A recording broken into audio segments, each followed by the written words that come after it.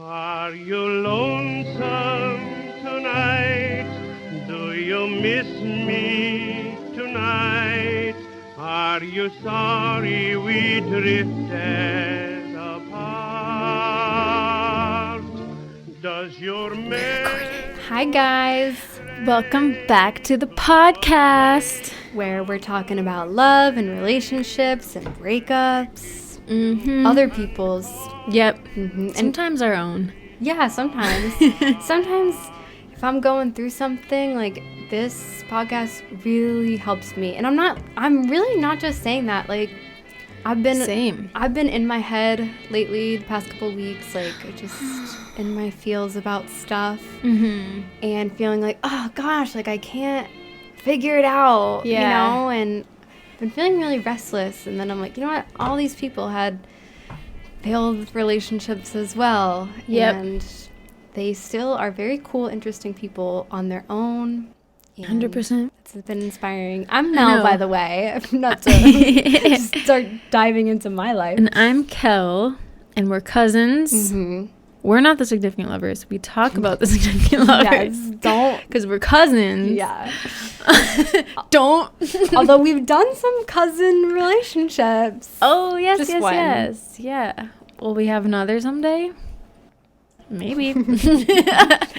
But yeah. Albert Einstein. Yes. Guys, that's an amazing episode. Go listen That's to that our if you haven't listened to. least I listened know, to. and I'm not even just saying this, Mel. That's one of my favorites. It actually is So, a very interesting story. Yeah. It's got drama. It's got... letters. Mm-hmm. I love whenever we get like actual written things from first person from the people. It's like you're going in their heads. That you know? one's super intimate. It feels Yeah. like a movie. So I highly recommend you guys check that I think out. the second least popular is the Jane Austen one. You guys think that these people are boring? Yeah, 'Cause they're long not. dead? Yeah. No. No. There was a part where Jane Austen was hungover. Mm-hmm. Go hear it. Yeah, Albert Einstein, premarital sex. Yep. He was a little slut, guys. Yeah. It's really, honestly, the stuff in those episodes are like more salacious Yep. than the modern day ones. Yes. Check it out. Yeah. I beg of you. Premarital sex and cousin sex. Okay.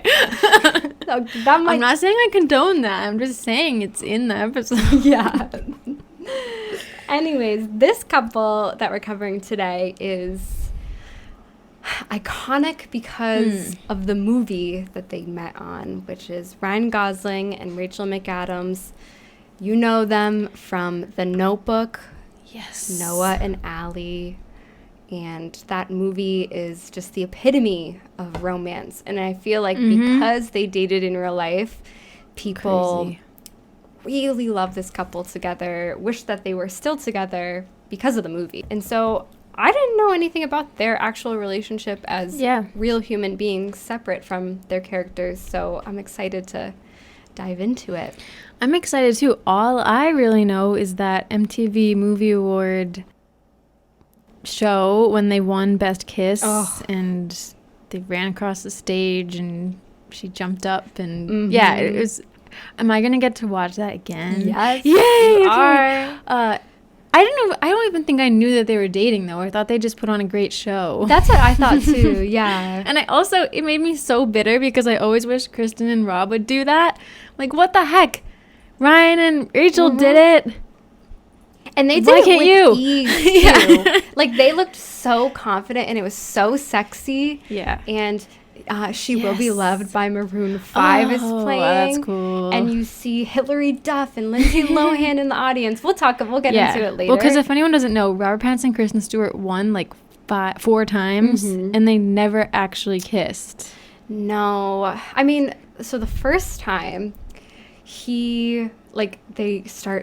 this is, I think, actually their best one. Is it okay if I talk about this for a second? Their first one, they like slowly edge closer and then she pulls away. I think that's the best one because there's still like a lot of tension. And it's kind of like the bedroom scene in Twilight. Mm-hmm. Yeah. But then year after year, they just keep not kissing. Yeah. Because they're too awkward. Second one, they did this little bit where they're like bumping into each other. Yeah. And then he like grabbed her and I thought maybe they kissed for Is that when he goes, I want to take you backstage? No, that's the third. Oh, okay. And then the fourth time he wasn't even there and she like pretended to make out with herself. Yeah, he kissed Taylor Lautner one time. It's just like how easy, like just. Yeah, so I would go on YouTube and watch the Rachel McAdams and Ryan Gosling one and cry. Yeah. I mean, that one is like, if you want to have butterflies, watch that clip. But yeah, the 3 words I would use to describe this couple are silly. Oh, cool. Romantic. And I couldn't really think of a third word. And I don't know if this makes sense, but I want to say inconvenient. Okay. Is the vibe I got. So, I mean, I'm sure it applies. Yeah, it's like, this is, I think, a case of when careers and relationships do not mesh. It happens a lot to people. It does happen. When work gets in the way. Yeah. Definitely happens a lot for actors. Oh, for sure. Yeah. Kind of like La La Land. True. Which he's in. Yes. So that will come up too. Oh. Not really, but I think at the end I want to bring it back to that. Oh, okay. So Ryan Gosling, who's this guy? He was reminding me of Robert Pattinson actually a lot. Like I felt like he was a Canadian Robert Pattinson. He was born November 12th, 1980 in Cornwall, Ontario. Scorpio. Just like me. His dad is Thomas Ray Gosling. He was a traveling salesman for a paper mill, which meant he moved around a lot. Oh, growing up. Check. We could have a drinking game for our podcast. Like, drink every time someone moved around a lot. Yeah. When they were young. Yeah. And his mom, Donna, was a secretary, and he has an older sister, Mandy, who's 4 years older than him. And I didn't know this, that he was raised very strictly Mormon. His family's not Mormon now, but they were when he was young. And so, like, religion very heavily influenced every aspect of his life when he was growing up. That's interesting. They aren't anymore. Yeah, I know. Wow. But he was very rambunctious as a child. He really struggled with rules and authority, and he got into a lot of fights. I think as a kid, his nickname was Trouble. Trouble. And this I thought was really odd and interesting. He talked to GQ magazine in like 2007 about his starting point in like what got him into child acting. And he said that he did a backup dance in his school talent show for a girl where he started dancing like very provocatively on stage, and it got him a lot of attention. He said, I go up on stage and start like dry humping the stage. He's 7. This is like insane. I'm grabbing stuff. I'm licking my fingers. I'm going to grown women and trying to grind their faces. Meanwhile, I'm like 7, you know? I was born inherently filthy. And then we won, and we go out on the front page of the newspaper. And because I was so young and what I was doing was so sexual, people really liked it. They really supported it.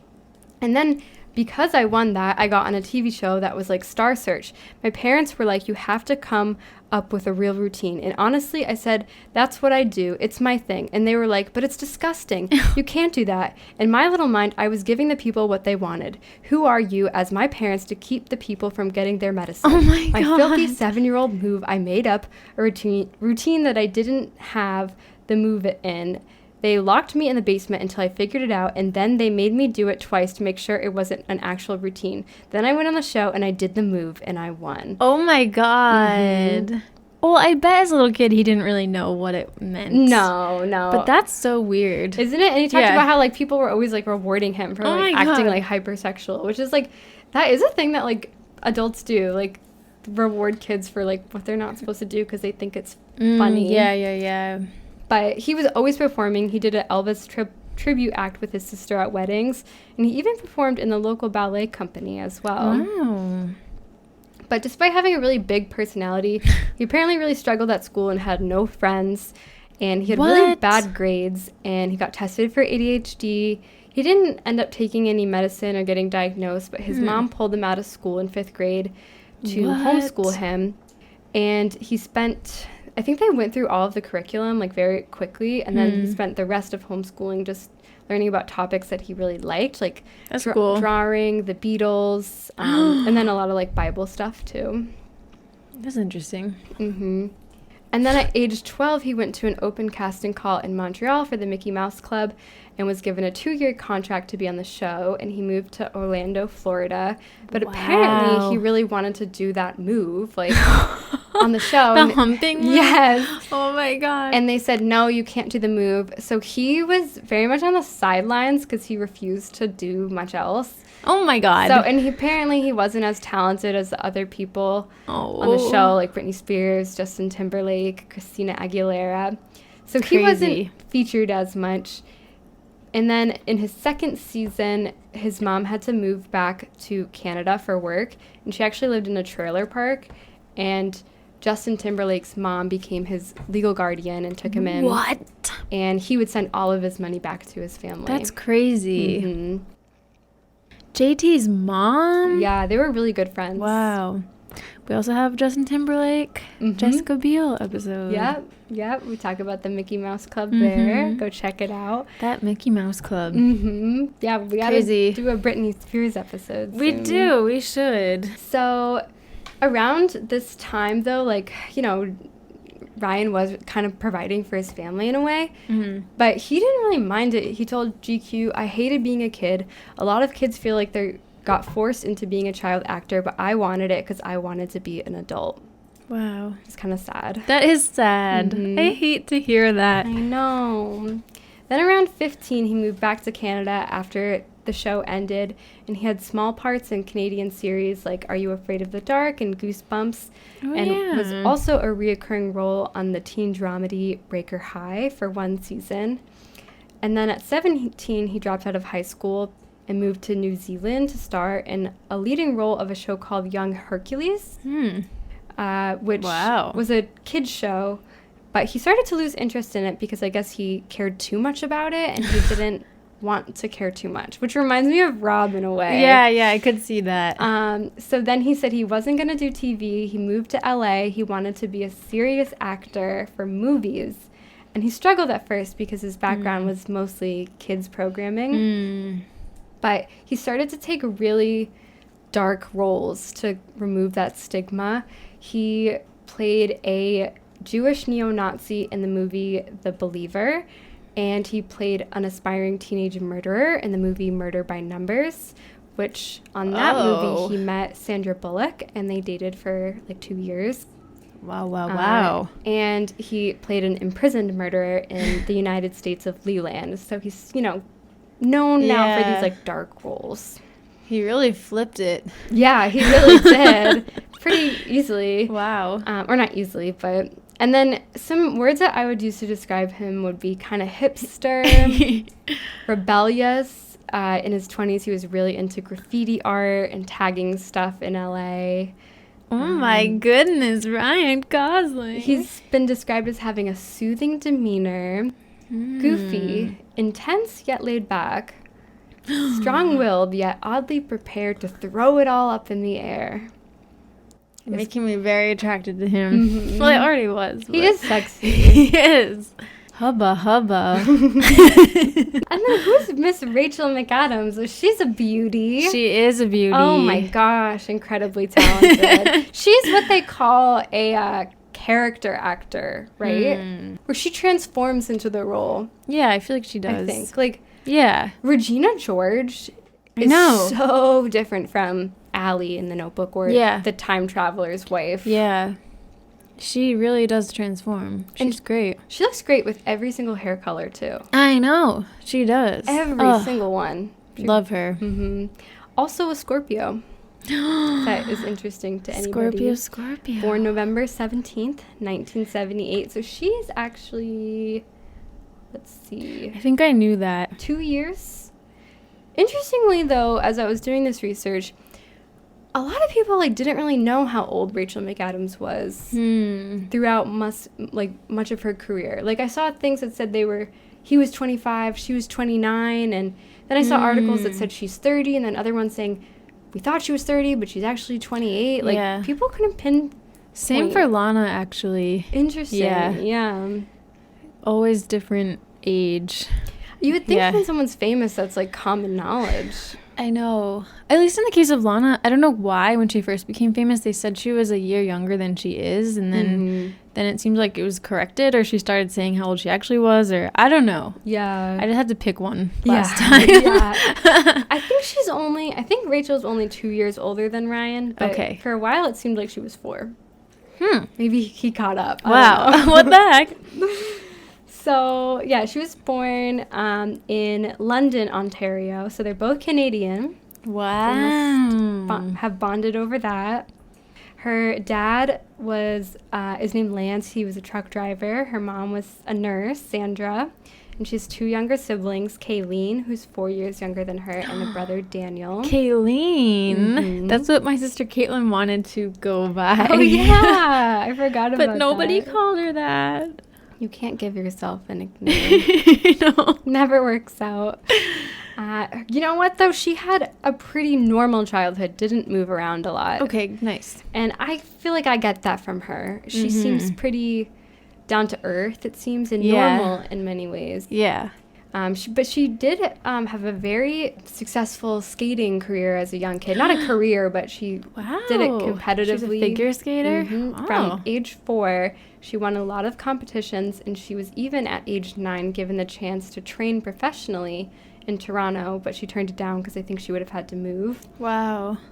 And in the summer, she would attend theater camp, and she, like Ryan, hated school and would frequently pretend to be sick so that she wouldn't have to go to school, and she would stay home and watch soap operas, and she loved the Oprah Winfrey Show. Oh, which I love Oprah too. So I really relate to her. She was very active. She played soccer, volleyball, badminton. Wow. And she was on the student council, and she worked at McDonald's. So wholesome. Yeah, she had like a really strong work ethic.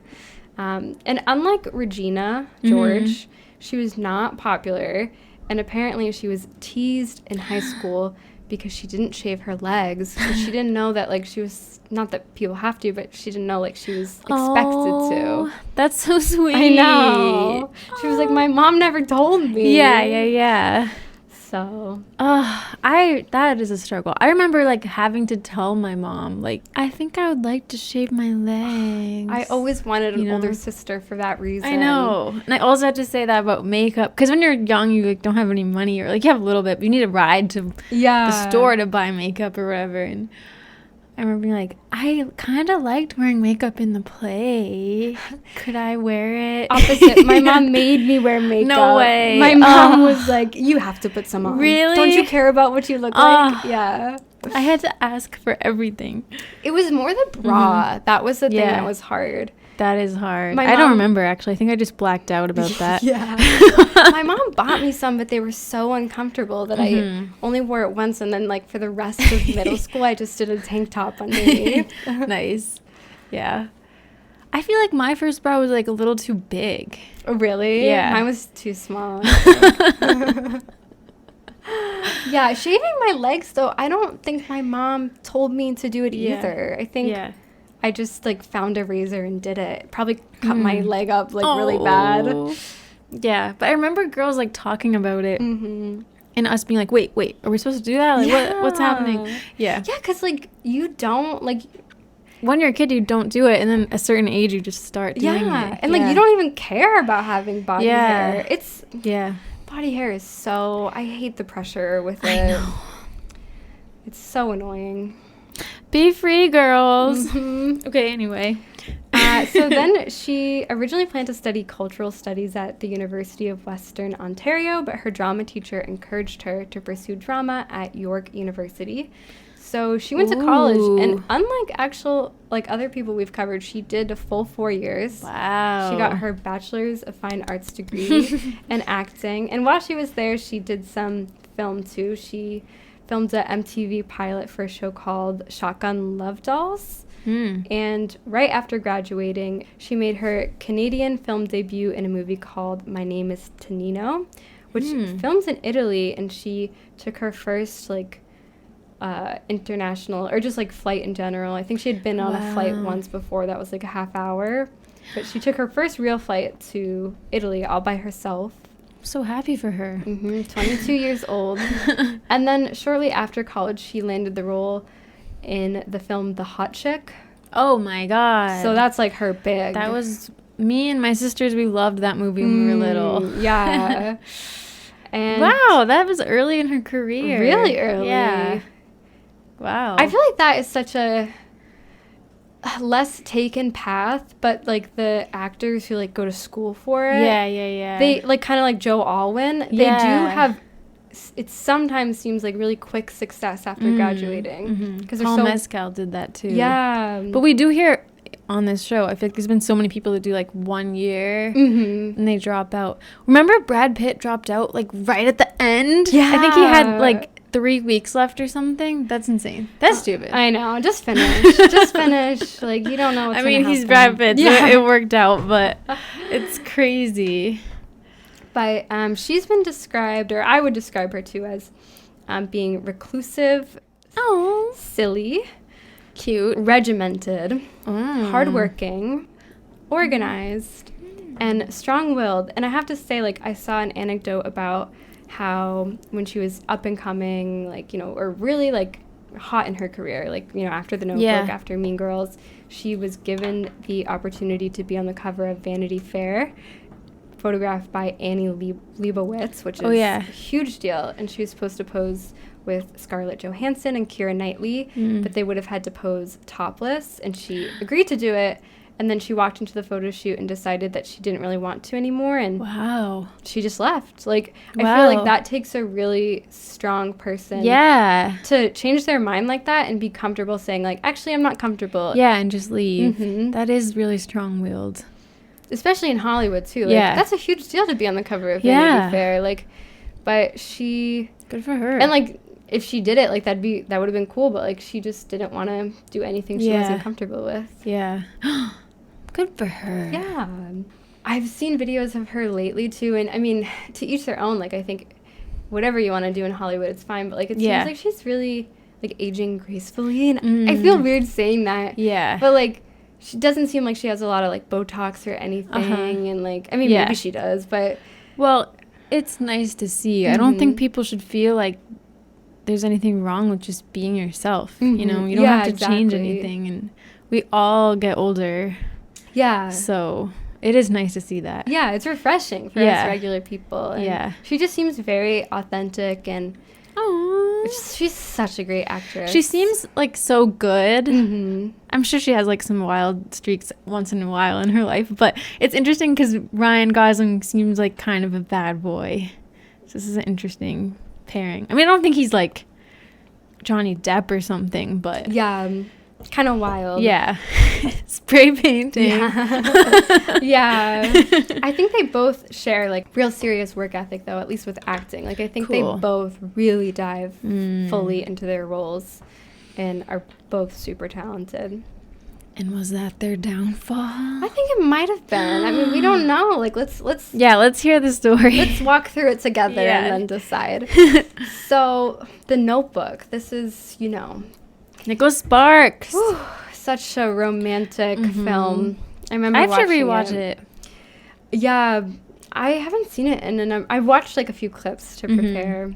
Oh, sure. I waited for you for 7 years, and now it's too late. I wrote you 365 letters. I always quote, "It wasn't over. It's still not over." The passion in that scene is... But I quote that about, like, the snow. Yeah. I think people love that movie because, like, it's such a fantasy. Your young love, like, being able to endure your whole life. And the idea of, like, lost love, too, is big for people. That you never stopped caring about them. I think it's definitely the best Nicholas Sparks movie. Me too. Yeah. What would you say is second? I mean, I haven't seen them all, so I don't know if I can say. I don't know. Maybe Walk to Remember? Yeah, I think that Kinda was cheesy, good. but Sad. they all like have some like dying thing. I mean, I guess in this one not really, but Because they're older. yeah. Yeah. I think like the other thing that always makes me think about this movie is just the idea that like you can have a love that sticks with you even years later. Like, you know, when you have a friend, you're like, you broke up a year ago, get over it. It's like some people still think about that love from like years ago, you know, 20 years ago. Even the mom in that movie, she like drives to the junkyard with Allie and she's like, look at that man, like Now I want to rewatch it. yeah, oh my god, I want to watch it too. I do feel like in real life though they wouldn't get back together.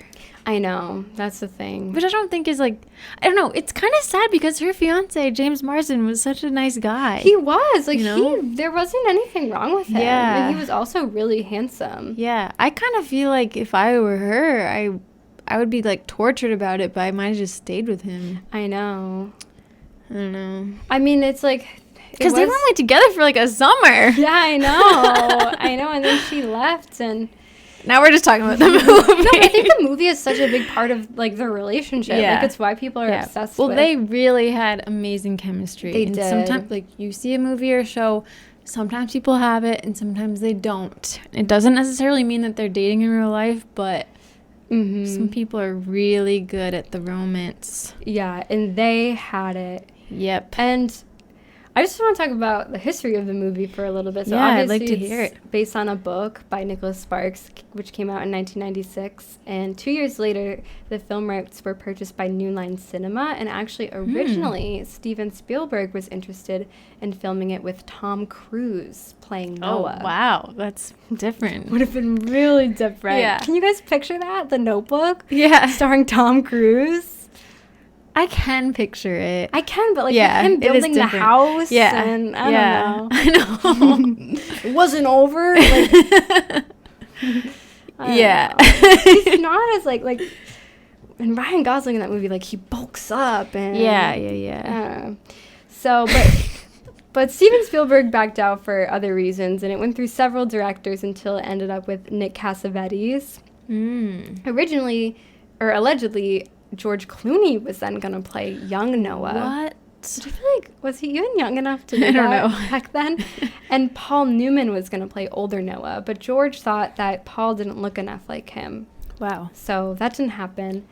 And for casting, they had considered a few people. I guess Cassavetes wanted someone who was not handsome, not too handsome, which drew him to Ryan. But I think Ryan is very handsome. Yeah, he is. But I think the fact that he had played these darker roles had an appeal because there is something kind of dark about Noah. And Cassavetes said, I just thought he was weird enough, sorry Ryan, that he could just take one look at someone and believe that he would know that that was the person for them. But a few other people were considered, including Kevin Zegers, Damien in Gossip Girl. Oh, okay. He must have been young. Probably. Or maybe he just looks young. So I feel like he was young on Gossip Girl. He's a hot guy. Yeah, he is hot. Also, Henry Cavill. Okay, he's also a hot Doesn't guy. it feel like he's been considered for everything? He's always in the running. He doesn't get it. Yeah. Yeah. And also, James Marsden was considered. Oh, then he got the secondary yeah. guy. So he's still got a pretty good role. That's a good-looking man we're talking about. I know. These are all very handsome guys. Whew. But maybe for a male director, it's harder to know, like, what is too handsome, you know? So to get into character, Ryan moved to Charleston, South Carolina for 2 months. He rode on the Ashley River and made furniture himself. What the heck? That is so Robert Pattinson. Isn't it? Getting into the role. He really immersed himself. Did someone pay for his lodging there? Or he just do that on his own? I don't know. He must have had some money. Yeah, that's true. But so after they had cast the role of Noah, they had to find their perfect Allie.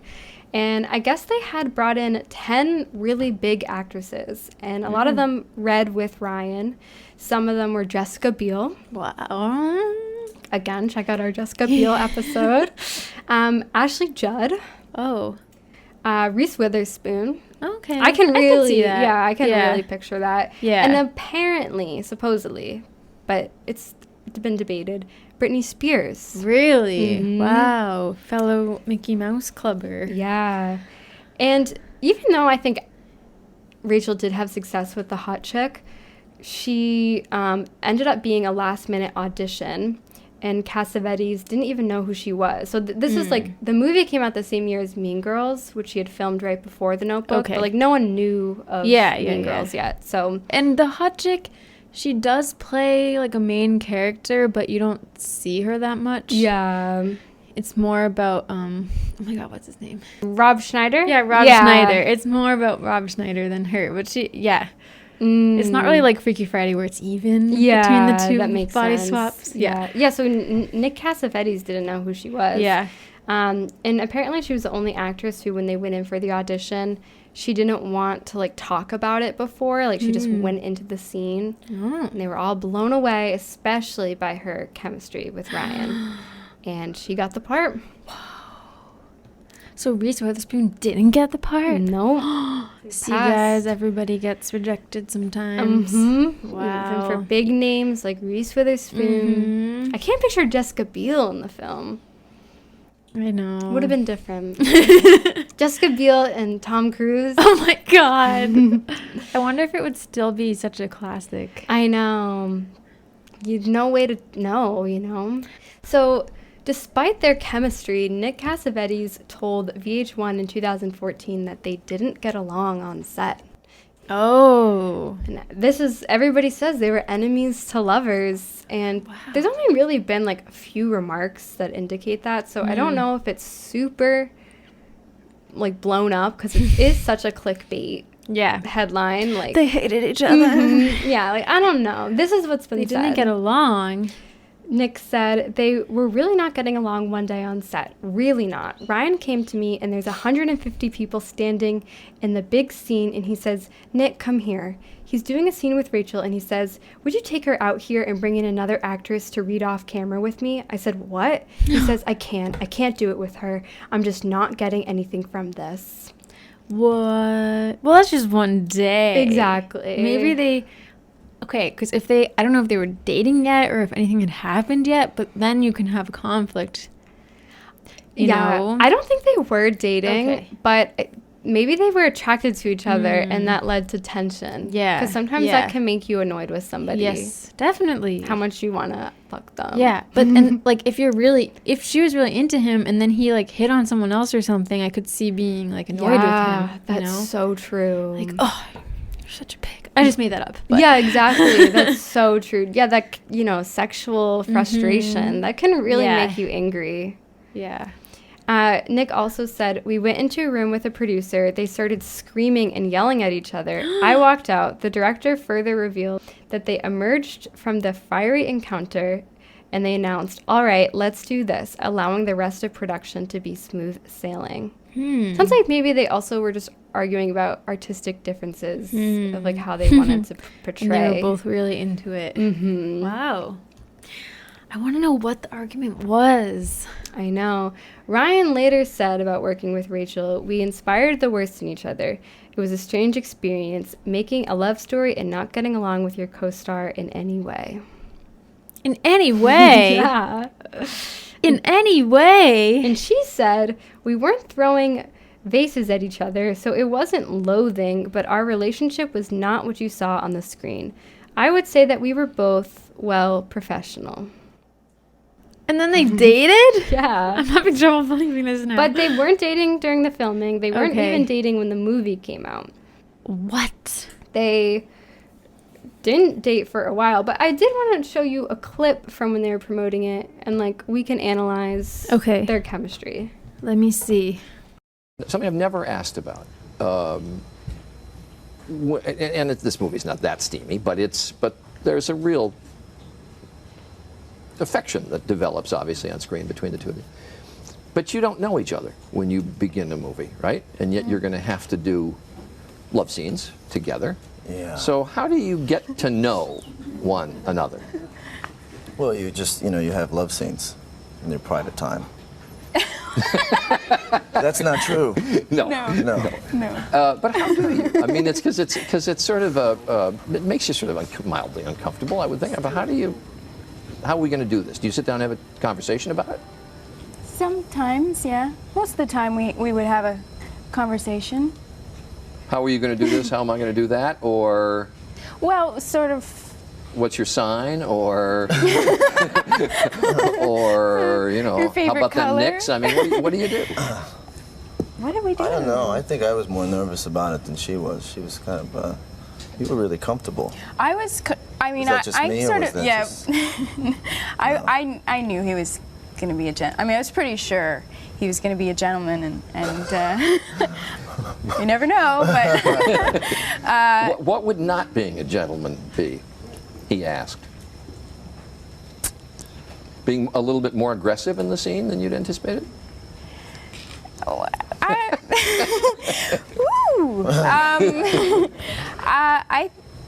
don't know. I think you sort of have to jump in before you can jump out. So we did the first scene and we sort of said anything you're sort of worried about, anything you want to talk about, and I think we were both sort of on the same page instinctively, and I think what was interesting also about the way that we did the film is that we shot the last part first, and then we did the first part last, so we had an opportunity to sort of really connect and get to know each other. Not Awkward. a lot. Yeah, not a lot, but it's very awkward. Yeah. They seem pretty nervous. They did.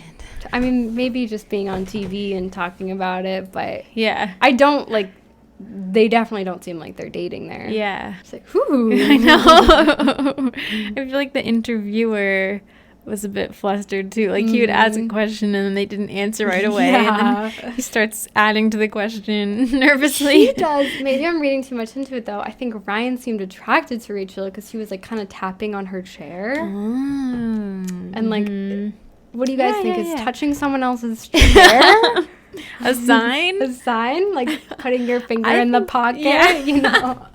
I think it's contact. It suggests a little bit of intimacy. He's meeting her halfway. Yeah. But so, they were not dating there. And later they had reconnected in 2005. So the movie came out in 2004. What? So this is about crazy. 2 years after filming. Ryan told E! News, "I don't know what happened. 2 years later, I saw her in New York, and we started getting the idea that maybe we were wrong about each other." What? They made their debut on June 4th, 2005, my 9th birthday. Oh, wow. At the MTV Movie Awards, where they walked on the red carpet, and then this is the famous kiss. Let me see. At it. Wow.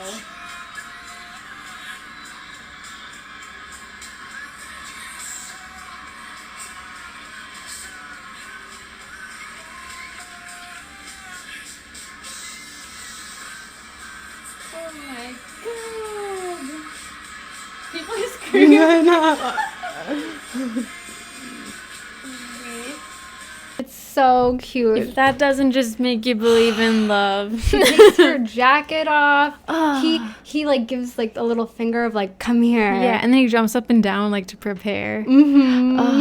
And he grabs her hair, and then at the end he kisses her forehead or kisses her head. And he's holding her around his waist. He says, "It was my pleasure." So romantic. I love it. That The crowd was screaming. Oh, yeah. I feel like I would be too. they look so confident. How did Yeah. I would be so nervous doing something like that. They seem so cool. I know. They did. Both beautiful. Oh. I wonder if they still have those trophies. I wonder. That one, Oh, it makes me sad they're not together anymore. I know. That's killing me. I know. Just watching that. So then they even went to the Teen Choice Awards that year, where they also won Best Kiss, and they kissed again. Not on stage, I think, but on the red carpet. Wow. Maybe they I didn't know kissed. the Teen Choice Awards had that. Yeah, I didn't know that either. They're photographed in December in Soho, New York, on Cool. December 20th, where she has her hand wrapped around his arm while she's on her phone. So, like, yeah, they're together. Wow. They're dating. That's so crazy. Yeah, years later. Then in February, they attended the 76th Annual Academy Awards together, and he's photographed giving her a kiss, which is really interesting because... Oh, that's cute. He's not as affectionate anymore. Like, he's been with Eva Mendes for years. They have kids together, and they really hardly make appearances anymore. So he's a lot more private today. And then in August of 2006, he's profiled in W Magazine and by Marshall Heyman. And Marshall Heyman writes, Gosling insists he had no idea they would become an item while they were filming. We were together long before we were physically together, he says. All I knew is that she was a force to be reckoned with. How I was going to reckon with it, I had no idea. She was not someone you can ever dismiss or put into any category. She's many things. That's beautiful. And when asked if their relationship was anything like The Notebook, he said, yeah, every time I come home, Rachel screams, why didn't you write me? Gosling jokes, citing a particularly wrenching scene from The Tearjerker. Every morning I put arrows outside her bedroom, and I build her a house every week. Still, he won't comment on engagement or marriage rumors. Ask her, he says, that when I suggest we call her to do just that, he quickly changes the subject to his reading habits. Oh, interesting. They always got to ask about that. I know. He talks about her a lot more than she talks about him in interviews, or back in the day. She's private. She is. She really is. She's about the work, you know. So then they attended the 13th Annual SAG Awards and the Critics' Choice Awards that year in 2007. And they were extremely affectionate on the red carpet. Like, once again, he's kissing her head a lot. Oh. His signature. And she has very coupley blonde hair with pink streaks. Cool. And she can do any hairstyle. She can. It's crazy. So lucky. So then in February 2007, Ryan is profiled by The Observer magazine, and it's revealed that him and Rachel have actually been long distance most of their relationship. He lives in LA and she lives in Toronto. What? But I think they both spend a lot of time in both places. That same month, Ryan is nominated for Best Actor at the Academy Awards for the first time for his film Half Nelson. He was nominated for Best Actor. And he attends the Academy Awards and walks the red carpet with his mom and his sister. Rachel is not there. That's a bad sign. Yeah. If you're in a relationship, yeah, to not go with your man to the Oscars. That's true. I mean, his first time being nominated, that's huge. Normally I would say, like, oh, well, you don't know. She could have something going on, but... That's a big deal, though. I mean, she might have. I did try to see, like, is she filming something?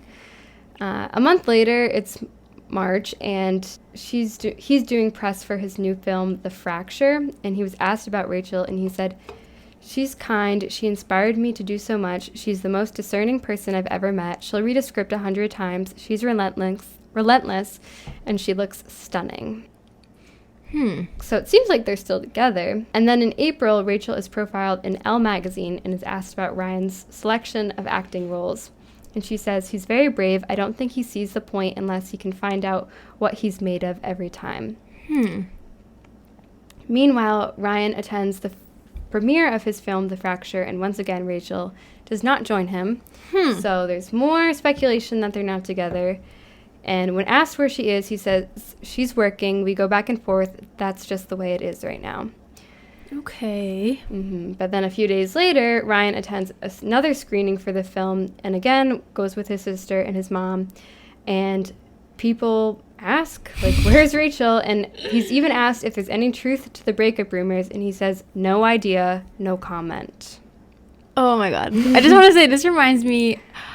Whenever I go to a family party without my boyfriend, aunts and uncles, I love you guys, but everyone's like, where's your boyfriend? Yeah. Where's your boyfriend? And I feel like they're being skeptical or something, but it's tough because we both live in New York, and so when we're home, like, he has to see his family, so when I'm with my family, he's with his family, and so blah, blah, blah.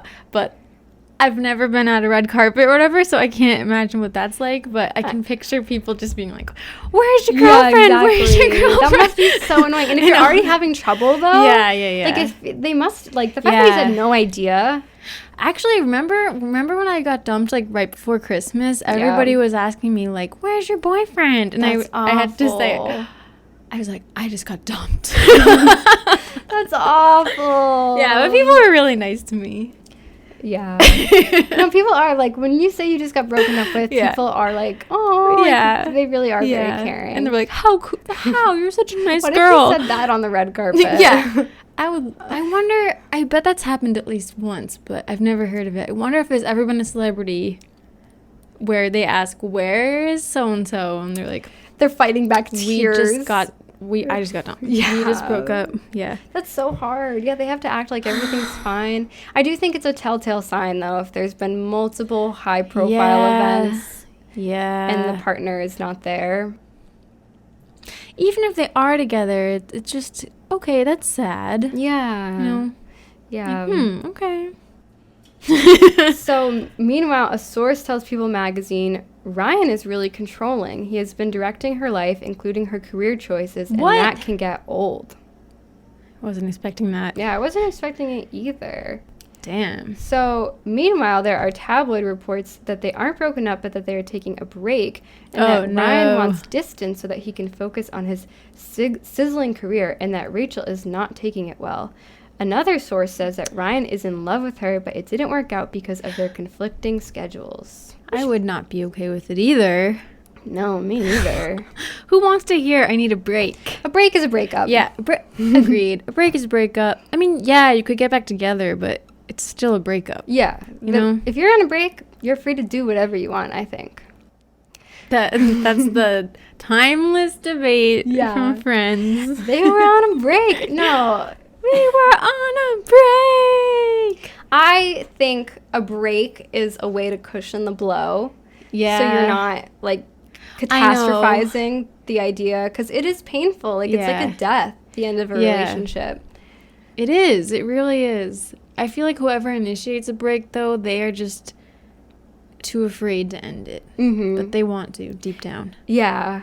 You know, or they want to have their cake and eat it too. Exactly. They want to leave the door open for maybe, but, and it maybe, like, sometimes a break is good and it is needed, but you cannot go into a break thinking that, like, it's a break. It's not a timeout. Like, it is a breakup. Yeah. I know. I'm thinking about this. Because, like, it's not fair. I think it's cruel to tell someone, like, I'm not going to talk to you, or, like, that's just not how you treat your significant other. And to give them hope that we will, because I think it would be really hard to move on if you're in a break with someone, because you're like, I'm going to get back together with them in a month from now. So, maybe it gives you time to get used to the idea of living without them, too. I don't know. That's true. They definitely happen. Mm-hmm. They do. They do. Even though people have debated this for so long, they still happen. So then Ryan goes on a boys trip to Miami with a boys trip. With a guy named Zach Shields. I think that's a telltale sign. That's a breakup. That's not good. Oh no. So this guy Zach, he is one of Ryan's good friends at the time. He's actually the then boyfriend of Rachel's sister, Kayleen. What? Kayleen? Yeah. Mm-hmm. So he's even seen traveling with Zach and Kayleen, Rachel's sister, at times. Oh, that's weird. Mm-hmm. It's later revealed that Ryan and Zach have secretly formed a band, and they even go to Israel that summer to record music together. But meanwhile, Rachel is back in Toronto prepping for The Time Traveler's Wife. So. Oh, wow. Oh. Mm-hmm. That's so hard. Yeah. All this is going on, just prep for a movie. I mean, yeah, it's exciting, but I feel like that would be hard. I know, yeah. At least, like, it would distract you, but I guess, like, you're still in Toronto, too. Like, that's... Yeah. She probably has memories with him there. Yeah. So then Ryan and Rachel both attend the Toronto Film Festival in September, but they go for their respective movies. I don't even know if they cross paths with each other. Rachel was there for her film Married Life. Ryan was there for Lars and the real girl, and they don't walk the red carpets together. Oh, God. But maybe they are together. Ryan apparently takes home a mannequin from the event, which, like, I think there's a mannequin in his movie. And he tells a reporter asks what Rachel thinks about it, and he says she's not happy about it. But then in October, Ryan is profiled in GQ magazine for an article called The Loner by Alex Papademas, which I was like, why is that familiar? He interviewed us in Forks, this No guy. way. Yeah. Oh, my God. I remember that. Yeah, we've met this guy, and he interviewed us. Good on you for remembering that. I don't know if I would have. Yeah, I was like, this seems really, really familiar. Yeah, we got interviewed for Another Bite of Twilight. We had to have masks on. Yeah. It's kind of awkward. He was really hungry. His stomach was growling. Yeah. He's a really nice guy. He was That's handsome. so cool. He's a legit journalist. All right, so what did he say? So, well, first I thought it was funny, like, the interview takes place in a coffee shop, and the waitress already knows that Ryan wants meatloaf before he's ordered it. He's been staying in an apartment in LA nearby where he's doing experiments, but declines to elaborate. Okay. So they're painting this picture. That could mean anything. I know. They're painting this picture of this, like, kind of wacky dude.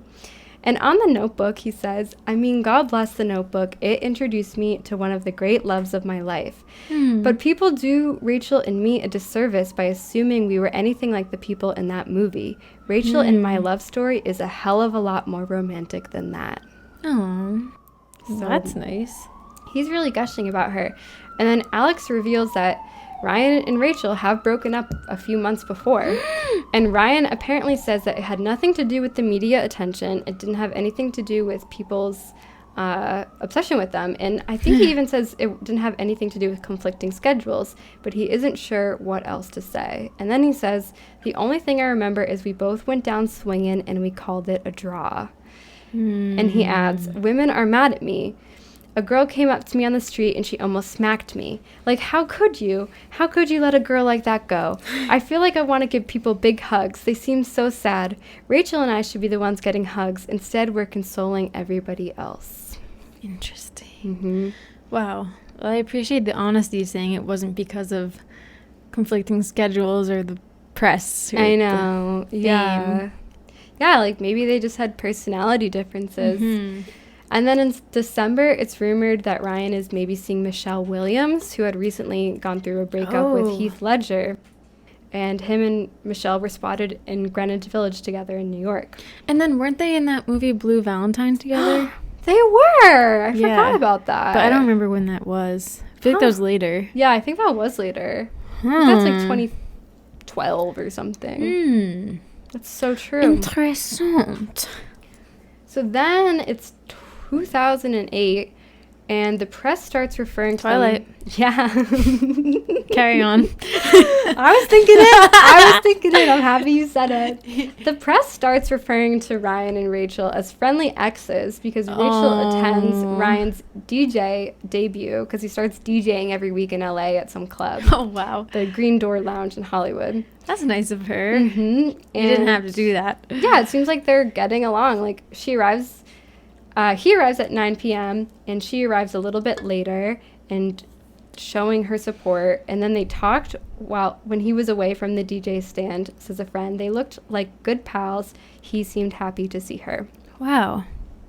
But I think it's because they're getting back together because then a month later they're photographed in Toronto having breakfast and engaging in a lot of PDA where she's sitting on his lap. They're kissing. I'm and shocked. Smiling. Yeah. I thought this was over. It's not over. It's never over. It still isn't over. Yeah. So, Let me see. Here are the pictures. She's reaching around the back of his head and kissing him. Oh, that's sweet. And this picture, he's kissing her cheek. Is she sitting on his lap? Yep.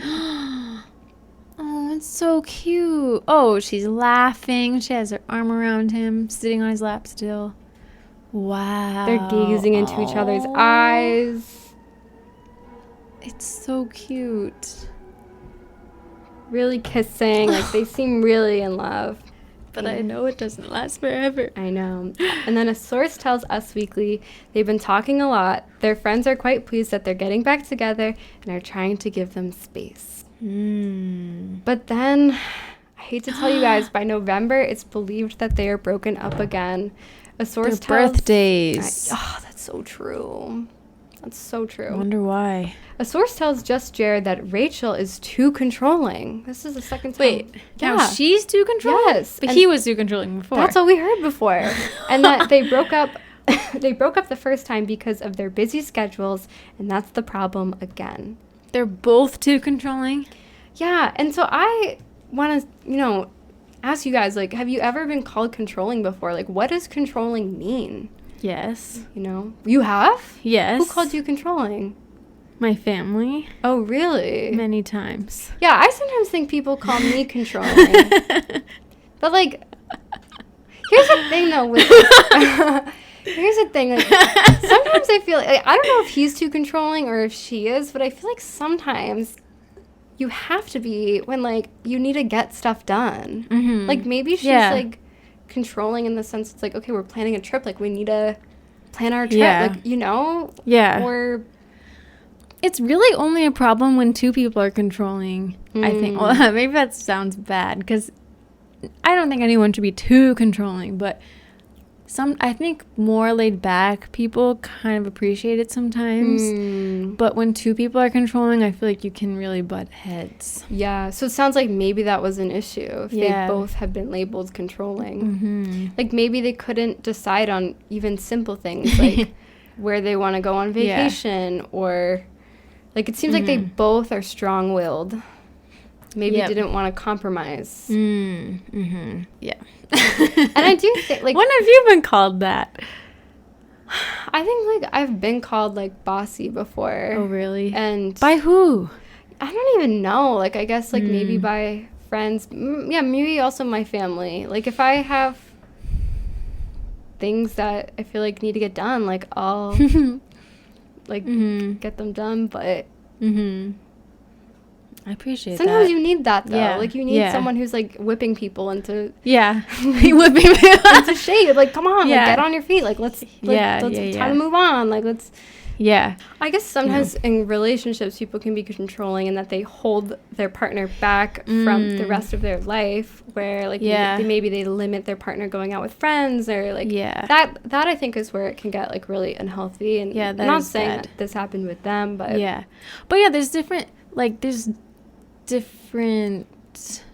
realms of being controlling. Like, there is the really bad one where it's like, no, you can't hang out with your friends. Yeah. That's really bad. But then there could be just, like, her saying, oh, I thought we were gonna go to this family party or something. And he's like, no, I want to do this. And then it's like, well, this is important to me. And then, and then that word controlling is like weaponized against oftentimes the woman, because it's like, oh, like, you're being possessive, you're holding me back. But it's like, you're just trying to, like, she's just trying to have a standard for you to live up to, where it's like, in this relationship, like, at times you need to be, like, if you say you're going to be here, you have to be here. And maybe it's just not a match, because if he doesn't want to do those things, then maybe it just doesn't work out. Yeah, if you have to, like, feel the need to control somebody in order to do what you want to do with them, like, you need, you know what, like, guys, you need somebody who's gonna just be there. Like, you don't have to control them. Like, you don't have to tell them what to do.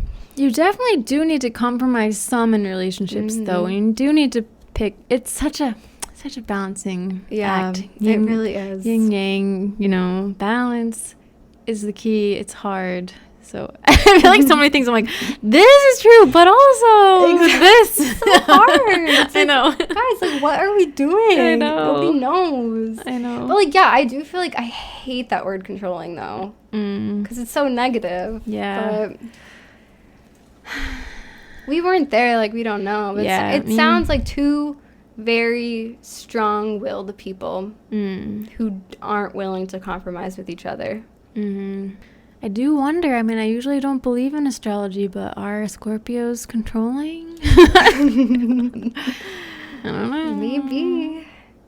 And then, like, the the other thing about conflicting schedules is, like, I know, like, he had said, like, it wasn't, but, you know, it's sad to me. Like, if you're truly in love with someone, a schedule. I know. I hate when just outside forces like that cause relationships to end. That kills me. It's such an unromantic thing. Like, just work. Blah. So busy. But you know what? I know. They are movie stars, so their work is different. And they were both, like, just rising stars. And how do you pass up a movie at that time just because, like, oh, I'm not going to be able to see my boyfriend for months if I take this role. And I feel like everyone around them is probably telling them to prioritize the role. I don't think anyone would say, like, no, you should stay home with Ryan or stay home with Rachel, you know. Yeah, well, actually, that brings up a good point, because there was a blind item in 2009 which people believe is about their relationship. And it says, 4 years ago, this couple was a hot item in Hollywood. Everyone was crossing their fingers that this relationship would last. The chemistry between the two were undeniable, and the popularity of the couple was pretty big. Why, oh why didn't they last? For whatever reason, the agent of the female persuaded her to call it quits. Sounds like a modern-day Jane Austen novel. The female listened reluctantly, and now the damage is done. We hear she wishes with all her heart that things were different. That is so Jane Austen. So persuasion. But yeah, like, I guess, like, if she is getting all these big parts, but then she's like, oh, but Ryan, like, you know, the relationship is falling apart. I could see the agent being like, snap out of it. Yeah. And I think maybe in the past, a woman would be encouraged by her friends and family to step down from her career, but I feel like today, no, it would seem weak or something to kind of give up your career for your relationship. I don't really know what the right thing is. Like, I wish it could be a perfect balance, but I know. I don't know. And they're both young. Like, they're kind of our age at this time, but they feel younger for some reason. Even though we are young. But, like, they both, like, would later go on to be with, you know, partners who they then have spent many years with and had kids with. And it seems like they both found, like, their person. And maybe this was a relationship that gave them the experience to lead to that, which everybody, you know, most people have that kind of relationship. But it just seems like at this time, like, this was not a relationship that was, like, meant to be their forever person. So, you know, if it was meant to be, maybe the conflicting schedules wouldn't have been as conflicting. But in December of 2008, so I'm going back a little bit. A source close to the couple says Ryan is still close to the McAdams family, and he still speaks to Rachel, but they are both openly single. He still loves Rachel, and Rachel still loves him, but the timing is off, and they can't make each other happy right now. And at this time, Rachel is busy filming a movie in London, while Ryan is still doing his weekly DJ gig in LA. I could see if you're Rachel, you're like, you can't come to London with me because you're DJing? Like, I don't know. Is this really your passion? I thought acting was. Yeah. I could see that being annoying. Me too.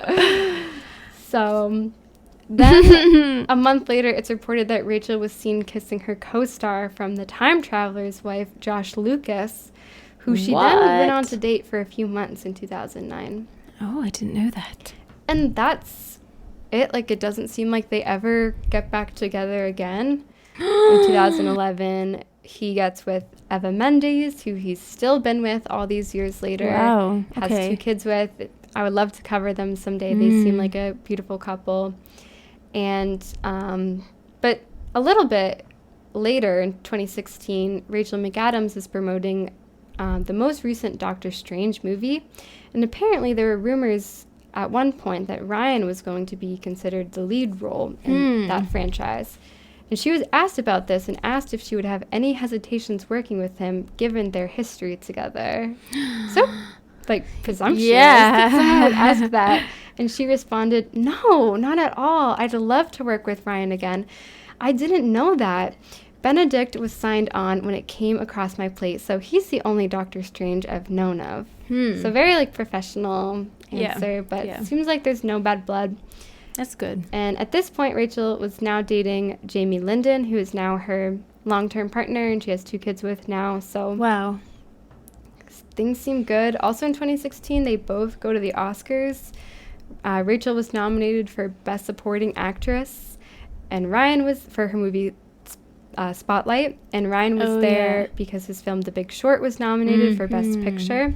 Wow. And they sat only a few tables away, but there's no evidence that they interacted inside. Today, they both have 2 kids. They both are in happy relationships, it seems. Yeah, I get the sense that they really did love each other. Like, they've said it, but that they were maybe too busy and just didn't work out. Yeah. Wow. It happens. But I really wondered, going back to La La Land, if when Ryan was filming that movie, if it reminded him of Rachel. Yeah. I would think. I almost feel like she could have been in that movie. Yeah. I don't know if she sings, but yeah, I mean, because that movie's about like 2 people who are in love, but they both have such ambition that kind of tears them apart. And then at the end of the movie, oh my God, spoiler, they see each other again, and then it like flashes through like what could have been with them. It breaks my heart. It really seems like that's similar to his relationship with Rachel. Yeah. I wonder if he thought about her. He must have drawn on that experience a little bit. He must have. Someone should have asked. Yeah. Did this remind you of Rachel McAdams? Yeah. Yes or no? I wonder if she saw La La Land. Oh. She must. Like, it was nominated for. Yeah. I wonder if she's in the Academy. She must be, because she's nominated. Yeah, true. I mean, I think they're both, even though she was in Mean Girls, it seems like during their relationship, he had a little bit of a more budding career just because he had an Oscar nom. But yeah, she's equally, like, she's in so many things. But now I do think they're both like very equally acclaimed actors. I almost feel like when they first dated, they were pretty equal, but Mean Girls definitely skyrocketed her, and Time Traveler's Wife too. But I feel like recently he's a little bit more high profile, but she still has that huge still has that huge name recognition going on. I don't know. The Family Stone. So good. Love that. I love that movie. Such a good movie. She's great. Yeah, she really is a different character in that one too. Yeah. Oh my God. She's like kind of bitchy. But in some movies she's really sweet and nice. Yeah. She's like Vanessa Hudgens level. Beautiful. Yeah. She seems really sweet too. Oh, well, it seems like they're both in good relationships and have families now, so I'm happy for them, but it is kind of sad. Yeah. No, I think people really just pine for them because of The Notebook, and like, I totally understand that. You know, they had amazing chemistry. Yeah. That kiss on stage. I know. But I think, you know what, like, it's one of those relationships where it led them to something else, and that's okay. It doesn't have to be forever. Yeah. Happens. And it will live on in film forever. True. And that's it. Thank you, Mel. Likelihood they'll get back together. I'm going to put it pretty low. Yeah. Like 2%. Yeah. Yeah. I'll say 3%. Maybe chance. They're like older, 80 years old, like the couple in The Notebook. I know. Yeah, it seems slim chances. Yeah. That would be shocking. I don't think, even though they got together when they were young, I don't think it's like the movie where like they're pining after. Like that's the thing in real life. Like sometimes that first love or young love or whatever, like it really isn't your big love. Yeah, not always. Wow. Well, thank you, Mel. That is so interesting. I didn't know any of that, so cool. Do you want to tease next bonus episode? Our next bonus episode is going to be another story about marriage. Okay. And making a long marriage work. And it is between a Australian celebrity and the other person is British. All right. So cool. All a right. Brit and an Australian. Cool. Well, that will be on Patreon next week. And just want to say thank you so much to everyone that's listened. If you enjoy the show, we're told giving 5-star review helps. Yes, please. The algorithm and such. And if you don't enjoy it, don't worry about it. Yeah. Save yourself some time. Exactly. Go get yourself a coffee, do something else. Yeah. But we hope you guys have a great week. Whatever you're going through in your love life, you guys, you got this. Yeah. You got it. And you're not the first one. And you're beautiful and smart, and we love you guys. We'll get back together next week. We'll get back together next